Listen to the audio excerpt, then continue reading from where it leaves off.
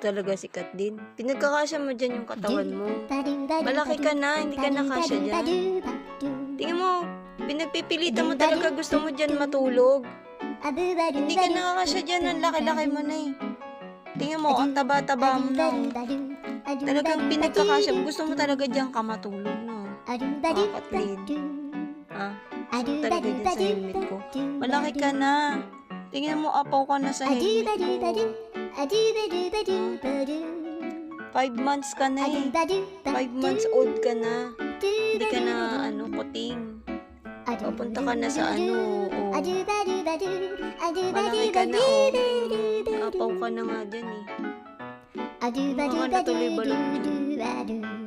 Gusto mo talaga dyan matulog nung pinagsisiksika mo talaga yung katawan mo. Kathleen. Paborito mo talaga dyan matulog, no?